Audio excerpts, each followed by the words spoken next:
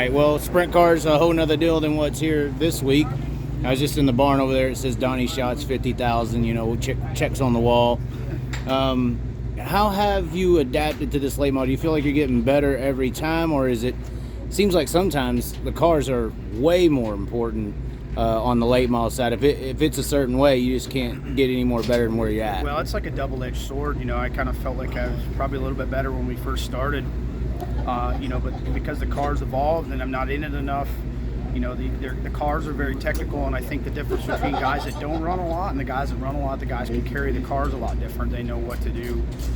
So it's a loaded question. I really enjoy running it. There's no question about it. I really like it, and the fact that we're here this week, a dirt race pays $1 million to win.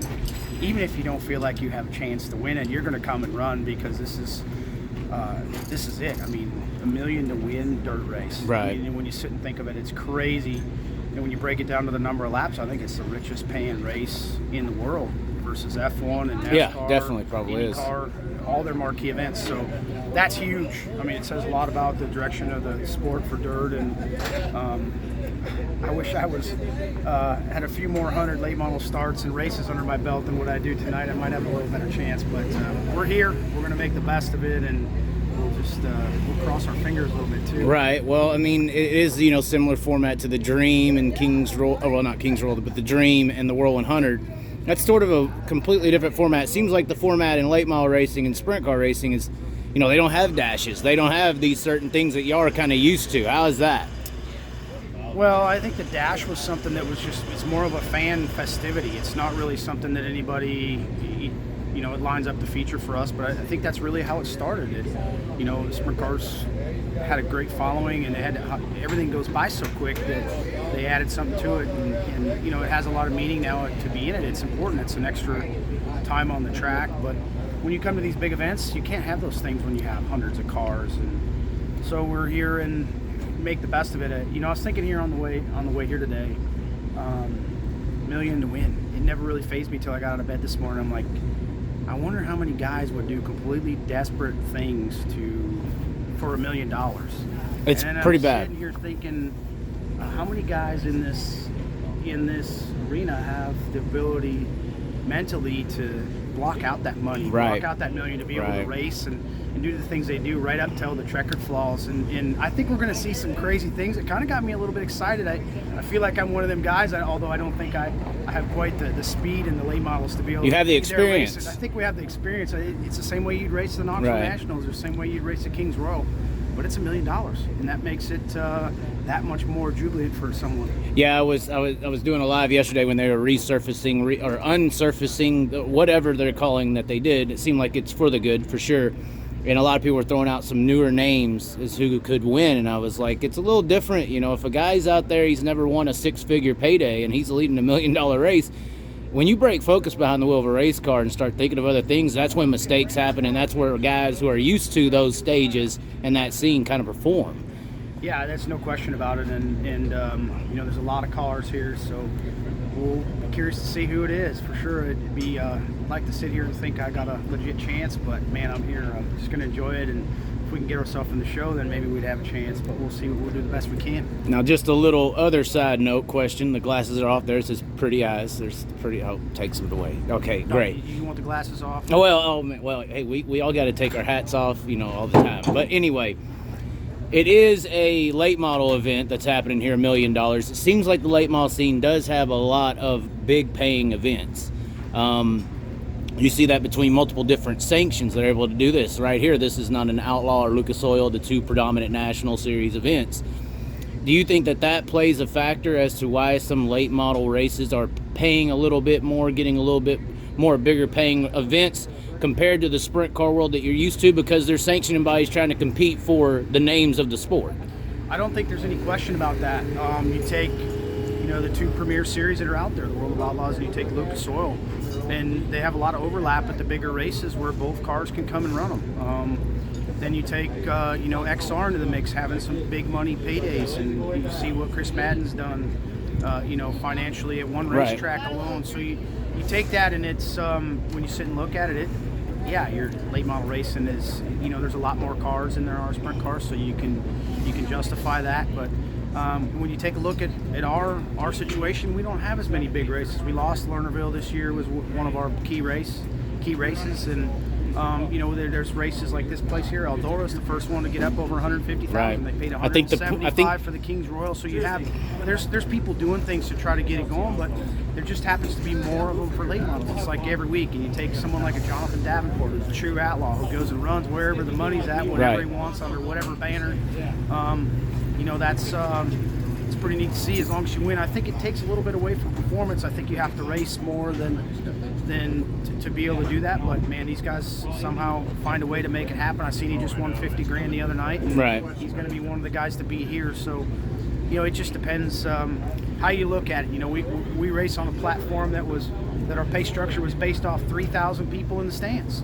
Right. Now we got 3,000 plus in the stands, and we got live streaming, which has changed the whole dynamic of our sport tremendously. So, hopefully, we can build up to that, and we can have some more marquee events. Well, I think that you have that in late models too, because say one-off promoter wants to pay $1 million to win. If it's just $1 million to win like this, they'll get the fans because they'll get the drivers that bring the fans. Where I think like in the sprint car world, because of the structure that they have, if you put on $1 million race and the World Racing Group says Donny Schatz can't run that race, you can't run that race, and now why would that promoter pay that amount if he can't get the stars that bring the fans?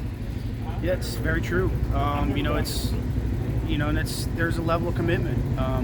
Ted Johnson founded the World. It's self-defensive for sure what they have. Well, it's self-defensive, and there's a brand that we've all been a part of building that we try to protect as well. And it's a slippery slope to travel down from all avenues, from team ownership, from a driver standpoint as well as the series standpoint. So I think there's ways we can work through that and have the ability to have more of these races. But we have what we have right now, and all we can do is try to work with the series and all these people to try to make it better, where we have more of these big paying events. Well, I'm sure the sprint car guys are licking their lips when they see the earnings for these late model guys. I mean, you're in one. We saw Courtney get in one.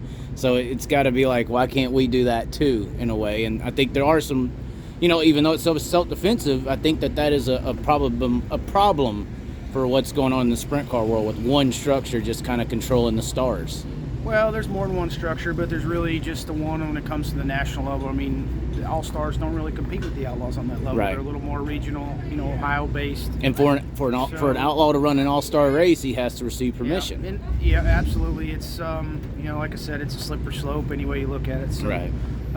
I guess we can just try to do our best to put on great races, and hopefully them big paydays come. It does build loyalty, though. At least you have loyalty in the sprint car world, where over here in the late model world, if you just throw money, you'll get any girl you want. So.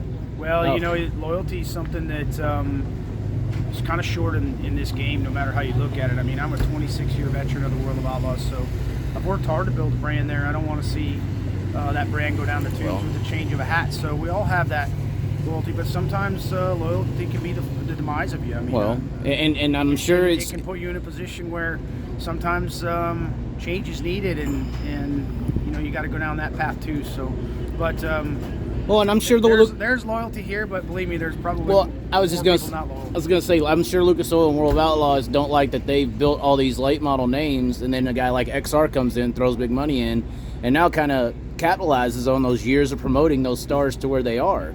That's got to be a little, a way to look at it. They got to be like, well, I built these guys, or helped them at least. I gave them the platforms, and now a guy comes in, just offers a little bit more money, and is taking the names that they helped build, and I guess that's the positive to the self-defense that the outlaw and the sprint car side has.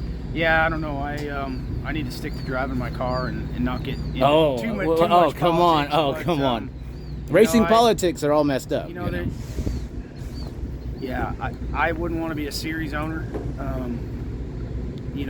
wouldn't want to own a series, and I certainly wouldn't want to be a car owner. I think I'm in the best seat in the house as a driver, but I do wish we had the ability to have more than big paying races like these guys do. But listen, it was a long road to get there. Right. You know what I mean? It took a lot of things to get there, and I think people sometimes don't see all the speed bumps in the way and all the things people go through to get to that point. They just see the glory. Right. Sometimes that's all that's seen. So I think you have to take a look at the whole picture, and believe me, a lot of people, a lot of fans, a lot of people probably won't ever see the full picture. So it is what it is, and we'll just keep working towards making it the best program we can.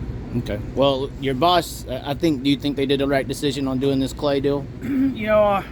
I wouldn't want, the last thing I'd want to do here as a track guy, I can tell you, he came here last week early. He came up to Grand Forks with us and stayed with me Friday night, and we talked about it a little bit. He told me after the Hall of Fame induction Saturday he was coming right back here. And after a couple conversations we had, he was bound and determined that he was going to get that the dirt underneath was too wet and it wouldn't mix. And he come here and he worked his tail off till yesterday, and I heard they took all the dirt off it. So, you know what?